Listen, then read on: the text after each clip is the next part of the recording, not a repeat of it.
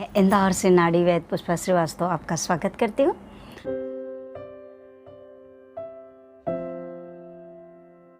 आज अपन चर्चा करेंगे कि वैद्य की परिभाषा क्या है, वैद्य कैसा होना चाहिए, राजवैद्य किसे कहते हैं, नाड़ी वैद्य किसे कहते हैं। तो आयुर्वेद में इसके बारे में बहुत विस्तार में लिखा है। वैद्य वैसे 3 प्रकार के होते हैं। जैसे एक वैद्य होते हैं काष्ठ वैद्य, जो जड़ी बूटियों से चिकित्सा करते हैं, वनस्पतियों से चिकित्सा करते हैं, उसको कहते हैं काष्ठ वैद्य, जो कि मैं हूँ, वनस्पतियों पे मेरा अनुसंधान है। फिर होता है एक पार्थिक वैद्य, जो बनी बनाई औषधियों पे चिकित्सा करते हैं। जैसे आप देखते हैं कि रस वैद्य जिसको कहते हैं, जिसमें भस्म, कजली, पपरटी सभी का प्रयोग होता है, वो होते हैं रस वैद्य।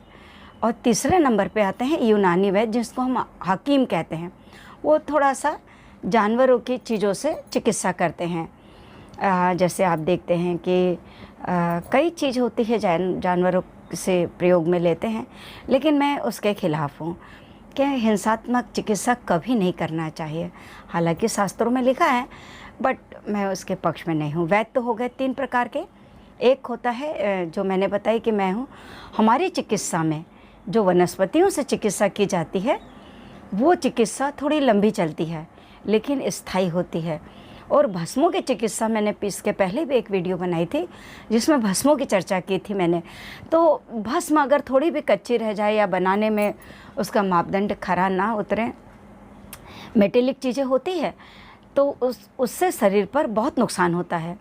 ये बहुत अनुभवी वैद्य से लेना चाहिए जो स्वयं भस्म बनाते हों।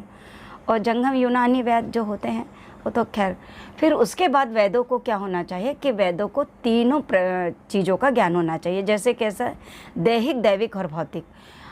कभी कभी आहार से, मतलब कई तरह से बीमारियां आती है, उसके बहुत 20-25 तरीके हैं, लेकिन मुख्य रूप से हम आहार से चिकित्सा पर ज़्यादा जोर, उसको दैहिक बोलते हैं। आहार गलत खाते हैं और बीमार पड़ते हैं तो उसे दैहिक, तो उसका ज्ञान होना चाहिए उसे। दूसरा फिर होना चाहिए आपका पूजन पाठ, जिसको मैं बोलती हूँ दैविक। दैविक का भी ज्ञान होना चाहिए, पूजन पाठ की विधि भी उसे मालूम होना चाहिए, क्योंकि श्रापित बीमारियाँ भी होती है। तो और फिर दूसरा होता है भौतिक, यानी उसे ज्योतिष का भी ज्ञान होना चाहिए, उसे वनौषधि का ज्ञान होना चाहिए, वैद्य को उसे ज्योतिष का ज्ञान होना चाहिए, और उसे पूजा पाठ का भी ज्ञान होना चाहिए। ये हो गए 3 ज्ञानी। और आयुर्वेद में लिखा है कि वैद्य को हमेशा स्पष्टवादी होना चाहिए, लालच नहीं होना चाहिए।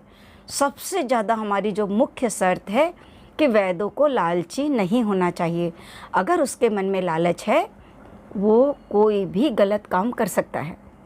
उदाहरण के तौर पे, अगर मान लो मेरे पास आते हैं इस तरह के केस कि मैडम आप आयुर्वेद में तो स्लो पॉइजन भी आप बता दें, तो इस तरह के कई उदाहरण मेरे को देखने को मिलते हैं। तो लालची नहीं होना चाहिए, नहीं तो पैसे के लालच में वो किसी से गलत काम कर सकता है। उसे बहुत ज़्यादा शास्त्रों का ज्ञान होना चाहिए, और उससे भी ज़्यादा ज़रूरी है कि वो किसी अनुभवी वैद्य के हाथ के नीचे उसने प्रैक्टिस किया हो या उसका अनुभव लिया हो।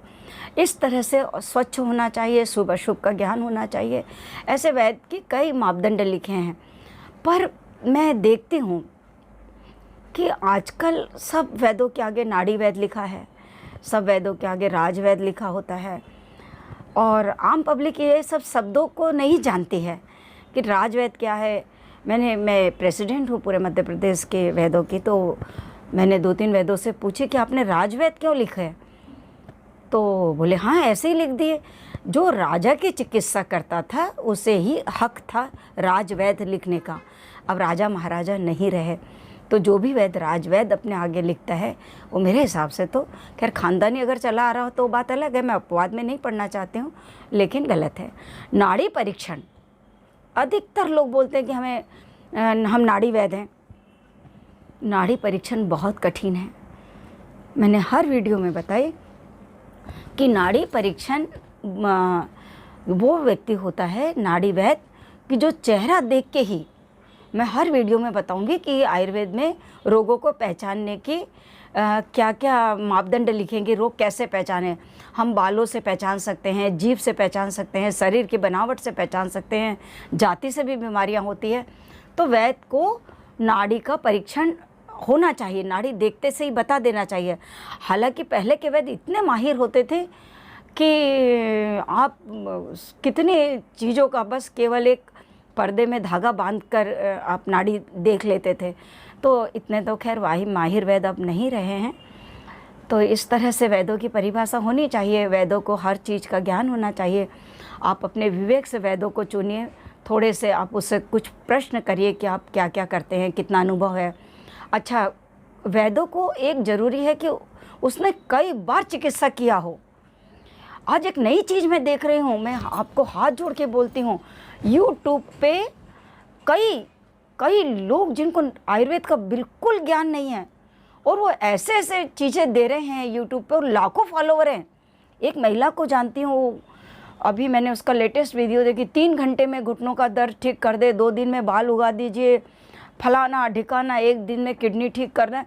ऐसे गलत विज्ञापनों पे मत पड़िए और आप देखें कि वो व्यक्ति कितना क्वालिफाइड है। उसको फ़ोन करके पूछें कि आपने कितनी चिकित्सा किए हैं, और चिकित्सा जिसकी किए हैं आप उनके बारे में थोड़ा हमें डिटेल दीजिए, डंके की चोट पे बात करिए। नहीं तो आप मेरे पास आते हैं कई गलत यूट्यूब के चीज़ें देखकर। हालांकि मैं भी यूट्यूब पर हूँ, लेकिन मेरे से आप 100 प्रश्न कर सकते हैं। इसलिए आप एकदम गलत फहमी मत बढ़ाइए और इस तरह के पागलपन के विज्ञापनों पर मत जाइए। यही मेरा अनुरोध है और यही मैं अपना वीडियो समाप्त करती हूँ। नमस्कार। भगवान धन्वंतरी आपको सदैव सुखी रखे, निरोगी रखे, यही शुभकामना है।